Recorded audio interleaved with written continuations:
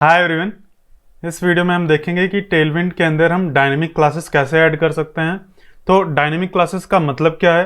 Dynamic classes का मतलब ये है कि अगर मान लो हम किसी भी बटन पे क्लिक करते हैं तो वहाँ पे एक्टिव क्लास हम जावास्क्रिप्ट का यूज़ करके ऐड करते हैं और फिर उस एक्टिव क्लास के बेसिस पे हम कोई स्टाइलिंग ऐड करना चाहते हैं तो उसको हम कैसे करेंगे। या फिर किसी भी पेरेंट के ऊपर हम क्लास ऐड करते हैं और उस पेरेंट के क्लास के बेसिस पे हम चाइल्ड के ऊपर कोई स्टाइलिंग लगाना चाहते हैं कि अगर पेरेंट के ऊपर ये क्लास है तो चाइल्ड के ऊपर ये स्टाइल लगा दो, नहीं तो ये मत लगाओ।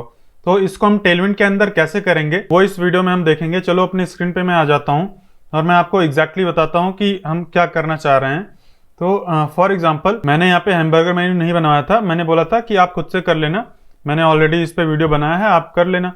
तो उस वीडियो में मैंने जो भी डायनेमिक स्टाइलिंग की थी वो सब कुछ CSS का यूज़ करके की थी। यहाँ पे हम लोग यूज़ कर रहे हैं टेलविंड CSS। तो मान लो कि अभी कोई भी बटन है, जैसे ये बटन है, इसी पे जब हम क्लिक करें तो इस हेडर के ऊपर एक ओपन क्लास या कुछ ऐसा मेन्यू ओपन क्लास या पॉपअप ओपन क्लास कोई भी ऐड हो जाए और जब इस पे कोई भी क्लास ऐडेड रहे तब हम इस बटन को कुछ स्टाइल करना चाहते हैं। हालांकि हम नैव को कुछ स्टाइल करेंगे। नैव को जैसे हिडन हमने कर दिया है तो हम नैव बार या जो भी हमारा हैमबर्गर मेन्यू होगा उसको स्टाइल करेंगे। लेकिन अभी के लिए इस एग्जांपल में हम ये मान लेते हैं कि हम बटन को स्टाइल करना चाहते हैं। जैसे कि हेडर पे अगर मान लो ओपन क्लास लगा है या मेन्यू ओपन क्लास लगा है तो हम अपने इस बटन का बैकग्राउंड कलर या कलर चेंज कर देते हैं। ठीक है, इसका कलर चेंज करके रेड कर देते हैं या ग्रीन कर देते हैं। तो ऐसा हमें करना है। तो ये सेम चीज़ हम एकदम नॉर्मल CSS लिख के बड़ी ही आराम से कर सकते हैं। पहले मैं एकदम नॉर्मल CSS यूज़ करके दिखाता हूँ कि हम कैसे कर सकते हैं। तो मैं एक CSS फाइल खुद से क्रिएट करता हूँ। यहाँ पे एक style.css, इमेजेस फोल्डर के अंदर नहीं क्रिएट करना है, बाहर क्रिएट करना है। style.css ये CSS फाइल के अंदर मैं क्या लिखूँगा कि ओपन मेन्यू। ठीक है, यहाँ पे मैं लिखता हूँ डॉट ओपन और मेन्यू। जब ओपन मेन्यू हो तो बटन का मतलब पेरेंट के ऊपर जब भी ओपन मेन्यू हो तो बटन का जो कलर है वो कर दो रेड। ये मैंने कर दिया। ठीक है, तो अब इससे क्या होगा, अभी इस पहले CSS को कनेक्ट करना होगा यहाँ पे। तो मैं यहाँ पे कनेक्ट कर लेता हूँ लिंक CSS।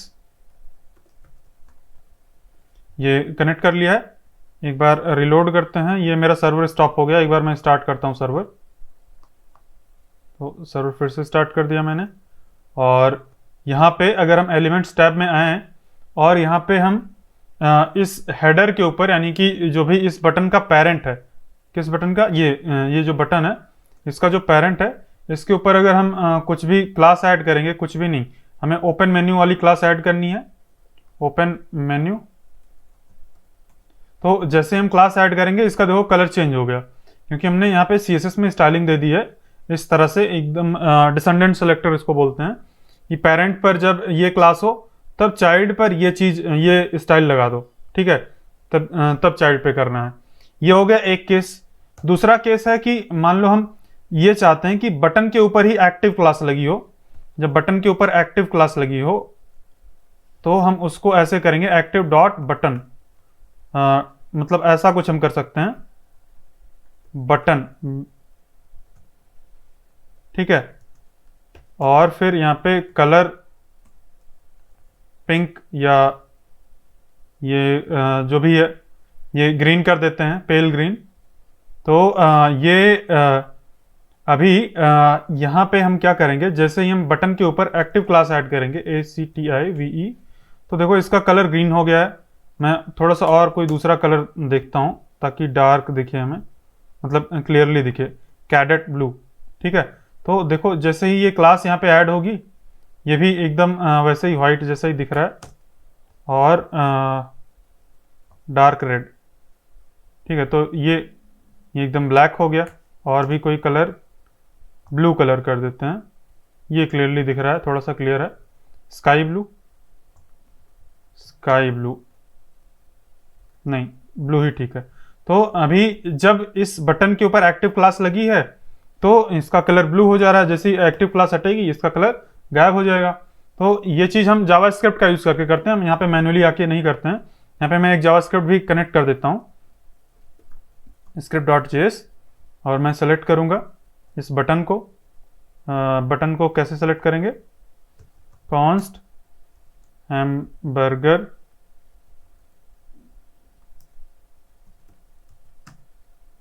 हैमबर्गर मेन्यू, इसको हम एक क्लास दे सकते हैं। मैं एक क्लास नहीं, आईडी दे देता हूँ। ID is equal to hamburger menu, ये आईडी मैंने दे दी है और इसका यूज करके मैं सेलेक्ट कर लूँगा डॉक्यूमेंट डॉट क्वेरी सेलेक्टर, और फिर यहाँ पे ये मैं सेलेक्ट कर लेता हूँ हैमबर्गर मेन्यू को, और यहाँ पे hamburger menu dot add event listener करते हैं हम क्लिक, यानी कि हैमबर्गर मेन्यू पे जब क्लिक हो तब क्या करना है, हमें हैमबर्गर मेन्यू पे dot class list dot add active ये क्लास ऐड कर देनी है। ठीक है, तो देखो ये स्क्रिप्ट डॉट जेएस को भी कनेक्ट करना पड़ेगा, यहाँ पे इसको भी मैं कनेक्ट कर देता हूँ।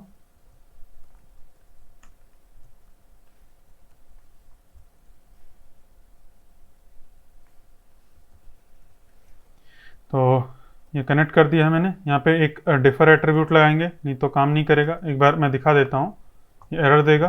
देखो ये can not read property of null, और क्लिक करने पे भी कुछ नहीं होगा। यहाँ पे डिफर एट्रीब्यूट लगा देते हैं। ठीक है, अब हम इस पर क्लिक करते हैं, देखो ये ब्लू हो गया। और यहाँ पे क्लास लिस्ट डॉट ऐड नहीं, मैं टॉगल कर देता हूँ कि जब एडेड हो तो रिमूव हो जाए ऑटोमेटिकली, और जब ना हो तो ऐड हो जाए ऑटोमेटिकली। तो देखो ये मैंने यहाँ पे क्लास ऐड कर दिया, और ये CSS जो हमने यहाँ पे लिखा है इसके वजह से आ रहा है। अब ऐसा ही कुछ अगर हमें उसका यूज़ करके करना है टेलविंड का, तो कैसे करेंगे। एक बार मैं पेरेंट के ऊपर भी क्लास लगा के दिखा देता हूँ। यहाँ पे मैं हेडर को सेलेक्ट कर लेता हूँ, हेडर को सीधा मैं डॉक्यूमेंट डॉट क्वेरी सेलेक्टर और हेडर कर दूंगा। तो ये हेडर सेलेक्ट हो गया, और मैं हेडर पे क्लास वो ओपन मेन्यू वाली लगा देता हूँ, ओपन मेन्यू, और इसको मैं कमेंट कर देता हूँ। ठीक है, तो अभी अगर हम क्लिक करेंगे तो ये वाली स्टाइल हमारी अप्लाई हो रही है। हमारे पेरेंट के ऊपर, पेरेंट यानी हेडर के ऊपर ये ओपन मेन्यू वाली क्लास ऐड हो रही है और रिमूव हो रही है। जैसे ही ऐड हो जाती है हम बटन के ऊपर ये वाली स्टाइलिंग लगा देते हैं। कहाँ गया ये बटन के ऊपर ये वाली स्टाइलिंग, रेड कलर यहाँ पे अप्लाई हो जाता है।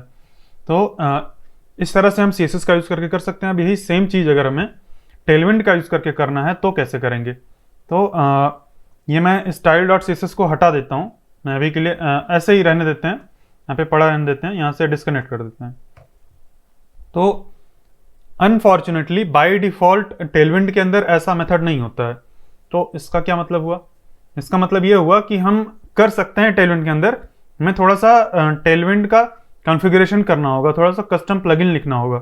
कैसे, तो अगर हम गूगल पे सर्च करें, ठीक है, हाउ टू, ये मैंने अभी थोड़ी देर पहले सर्च किया था इसीलिए तुरंत ये दिख गया। ठीक है, how to apply some class in Tailwind based on parent, parent के ऊपर कोई क्लास है उसके बेस्ड पर टेलविंड के अंदर कैसे स्टाइल करेंगे। तो एक गिटहब पे, यहाँ पे अगर जो फर्स्ट लिंक आएगा, इसका लिंक मैं देखता हूँ डिस्क्रिप्शन में दे दूंगा, नहीं तो आप यहाँ से देख सकते हैं github.com/tailwindlabs/tailwindcss/discussion/7282 इतना टाइप कर देंगे तो आराम से आ जाएगा।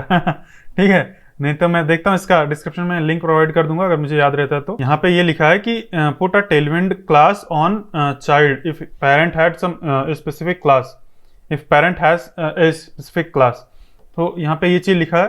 तो यहाँ पे जो आंसर है, I don't think there is currently built in solution for this. यहाँ पे लिखा है कि अभी तो बिल्ट इन सोल्यूशन नहीं है इसका, लेकिन हम लोग इसको कर सकते हैं कस्टम प्लगइन का यूज़ करके। तो चलो देखते हैं कैसे हम करेंगे इसको। यहाँ पे इस कोड को हम कॉपी कर लेते हैं, और अगर हम यहाँ पे tailwind config.js में आएंगे तो यहाँ पे जो ये प्लगइन्स लिखा है, इधर हमें ये पूरा कोड डाल देना है। ठीक है, ये कोड डाल देंगे। जैसे ही कोड डालेंगे ये एरर देगा। एक बार हम अगर टेलविंड को रन करेंगे, तो अभी टेलविंड रन करने के लिए कोई कमांड नहीं है, यहाँ पे मैंने सेव नहीं की है, तो मैं एक बार सर्च करता हूँ टेलविंड और वहाँ से कमांड लेके आता हूँ। और बार बार हमें यहाँ से कॉपी ना करना पड़े इसके लिए, क्योंकि इतनी बड़ी कमांड है, इतनी बड़ी कमांड तो हम बार बार टाइप नहीं करेंगे या लिखेंगे नहीं, ना तो याद ही रहेगा। तो इसको हम क्या कर सकते हैं, हम एक वो बना सकते हैं, एक पैकेज डॉट जेसॉन बना सकते हैं, यानी कि npm init करके npm init -y ये कर देंगे तो एक पैकेज डॉट जेसॉन फाइल बन जाएगी। और यहाँ पे हम स्क्रिप्ट ऐड कर सकते हैं। मैं पे कॉमा लगा के ये टेस्ट स्क्रिप्ट जो बार बार आ गई, मतलब बाय डिफ़ॉल्ट आ गई, इसको ही हटा देते हैं हम। यहाँ पे हम अपनी खुद की स्क्रिप्ट ऐड कर देते हैं, टेलविंड और यहाँ पर ये पूरा स्क्रिप्ट पेस्ट कर देते हैं और यहाँ पे npx की ज़रूरत नहीं है। और ये इतना मैंने कर दिया। अब हम क्या कर सकते हैं, हमें वो पूरी कमांड रन करने की ज़रूरत नहीं है, हम कर देंगे npm रन टेलविंड। इतना करेंगे तो हमारी पूरी कमांड रन हो जाएगी। और npx अगर वहाँ पे हाँ देखो ये कमांड हमारी रन हो गई है, चल गई है ये पूरी कमांड, लेकिन अभी ये एरर दे रहा है। एरर ये दे रहा है कि प्लगइन इज नॉट डिफाइंड। तो ठीक है, चलो हम देखते हैं क्या दिक्कत है। बोल रहा है कि प्लगइन इज नॉट डिफाइंड। तो अब ये क्या है, तो ये एक जो फंक्शन हमने यहाँ पे यूज़ किया है, ये फंक्शन यहाँ पे कहीं डिफाइंड नहीं है, तो इसको हमें इंपोर्ट करना पड़ेगा। कैसे, तो हम यहाँ पे सर्च करते हैं टेलविंड पे ही प्लगइन कैसे यूज़ करते हैं, प्लगइन्स। ठीक है, ये मैं यहाँ पे सर्च करता हूँ। तो यहाँ पे कोई भी प्लगइन यूज़ करने के लिए हमें ये इतना कोड ऊपर लिखना पड़ता है। हम यहाँ पे लिखेंगे इस कोड को, प्लगइन रिक्वायर ऐसा कुछ इज इक्वल टू फ्रॉम, मतलब हम जो टेलविंड का मॉड्यूल है वहाँ से प्लगइन को इंपोर्ट कर रहे हैं। तो इतना करेंगे और एक बार फिर से रन करके देखते हैं। एक बार फिर से रन करेंगे तो एरर आएगी मेरे हिसाब से। यहाँ पे देखो ये एरर आ गई है, बोल रहा है कि कैन नॉट फाइंड मॉड्यूल। ये जो मॉड्यूल तुम ढूंढ रहे हो, ये मॉड्यूल मुझे नहीं मिला है, टेलविंड प्लगइन। तो मॉड्यूल इसको इसीलिए नहीं मिला है क्योंकि यहाँ पे कोई भी नोड मॉड्यूल्स नहीं है, यानी कि हमें टेलविंड को यहाँ पे लोकली इंस्टॉल करना पड़ेगा। ठीक है, अभी तक ग्लोबली किए थे तो काम चल गया था, तो हम टेलविंड को लोकली इंस्टॉल करते हैं। कैसे, ये वाला कमांड यूज करके npm install tailwind -d। ठीक है, डिपेंडेंसी के रूप में इंस्टॉल करेंगे, डेव डिपेंडेंसी के रूप में। तो इंस्टॉल हो गया। एक बार फिर से हम अपना रन करते हैं टेलविंड की कमांड, npm रन टेलविंड। तो ये हमारा बिल्ड हो गया और डन ये करके आ गया है, यानी कि जो भी हमने यहाँ पे कोड लिखा है वो सही से चल रहा है।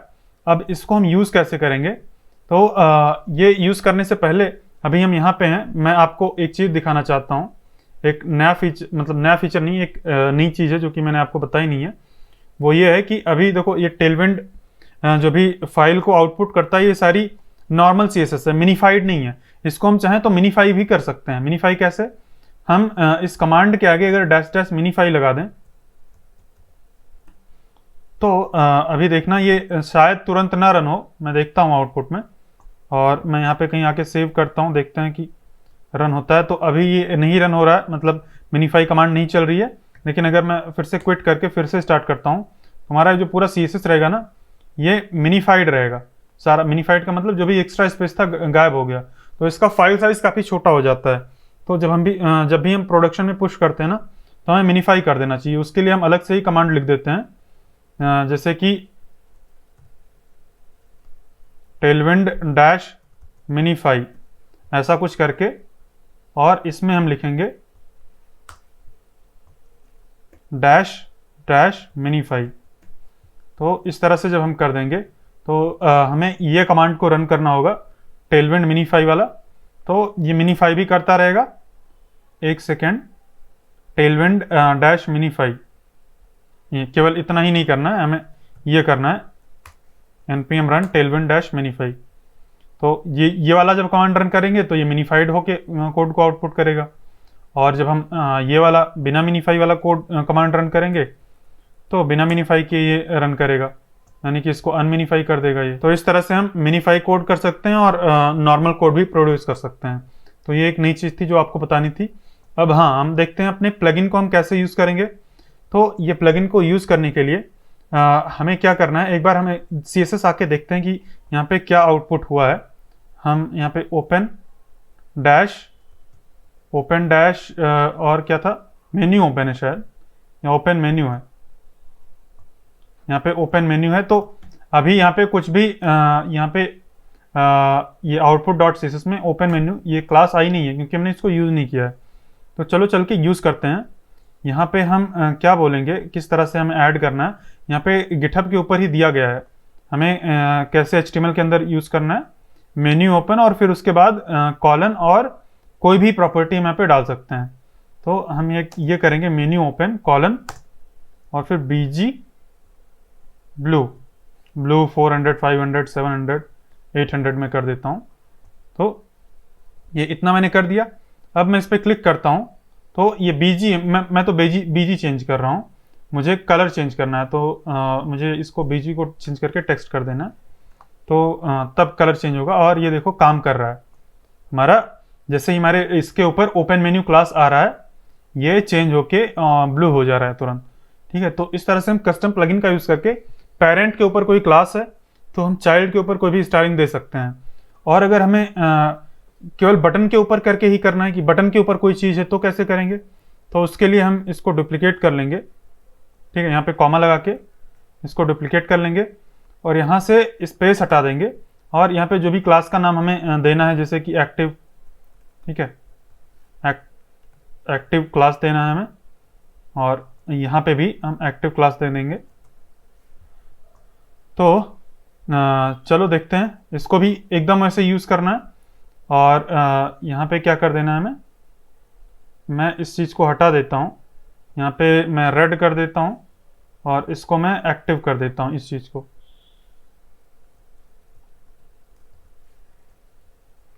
ये ई रहेगा यहाँ पे। तो अभी देखो ये अभी मैं यहाँ पे क्लिक कर रहा हूँ तो ये पेरेंट के ऊपर क्लास ऐड हो रही है। मैं उसके खुद के ऊपर क्लास ऐड करवाता हूँ, यानी कि मैं इस चीज़ को मैं कमेंट करके अनकमेंट करके इस चीज़ को मैं कमेंट कर देता हूँ। तो फिर देखना ये देखो ये इस पे भी मतलब जैसे इसके ऊपर क्लास आ रही है एक्टिव ये चीज़ अप्लाई हो जा रहा है। ठीक है, तो इस तरह से हम मतलब डायनेमिक CSS या डायनेमिक स्टाइलिंग कर सकते हैं और इसके लिए हमें कस्टम प्लगइन का खुद का प्लगइन क्रिएट करके यूज़ करना होगा। और अगर आपको प्लगइन्स के बारे में और भी सीखना है और भी जानना है तो टेलविंड का डॉक्यूमेंटेशन है, पढ़ना देखना क्या बाय डिफ़ॉल्ट प्लगइन्स यहाँ पे आती हैं, क्या क्या प्लगइन्स अवेलेबल हैं। यहाँ पे अगर हम आएंगे तो डिफ़ॉल्ट प्लगइन्स क्या हैं, इन सब का काम क्या है, तो ये सब आप थोड़ा सा एक्सप्लोर कर सकते हैं। इनका मतलब खुद का डॉक्यूमेंटेशन है, इनका खुद का यूट्यूब चैनल है, टेलविंड लैब्स करके चैनल है, अगर यूट्यूब पे सर्च करेंगे आप तो मिल जाएगा और फिर आप काफ़ी कुछ टेलविंड के बारे में सीख सकते हैं। तो ये एक चीज़ थी जो कि बतानी थी। ये इसी के लिए कई बार हमें मतलब कस्टम स्टाइल लिखनी पड़ती है, लेकिन इस पर्टिकुलर केस के लिए हम प्लगइन भी क्रिएट कर सकते हैं। तो टेलविंड में ही हमारा सारा काम हो जाएगा। तो यहाँ पे हमें टेलविंड मतलब जब हम कस्टम प्लगइन यूज़ कर रहे हैं तो हमें खुद का CSS लिखने की ज़रूरत नहीं पड़ी और हमने डायनेमिक स्टाइलिंग भी कर ली। तो मैं उम्मीद करता हूँ आपको इस वीडियो में जो भी मैंने बताया वो अच्छे से समझ में आ गया होगा। अगर आपका कोई भी डाउट या कोई भी क्वेश्चन है तो आप कमेंट में पूछ लेना। और नेक्स्ट वीडियो में हम थोड़ा सा स्वाइपर JS के बारे में देखेंगे। स्वाइपर JS का यूज़ करके हम कैसे एक कैराउजल बना सकते हैं। तो मैं उम्मीद करता हूँ आप नेक्स्ट वीडियो के लिए एक्साइटेड होंगे और फिर उसके बाद हम लोग रिएक्ट स्टार्ट तो करने जा ही रहे हैं। तो आप काफ़ी एक्साइटेड होंगे रिएक्ट के लिए भी। तो बस रिएक्ट आने वाला है और आप लोग ऐसे सपोर्ट बनाए रहिए और मिलते हैं हम लोग नेक्स्ट वीडियो में। तब तक के लिए बाय बाय।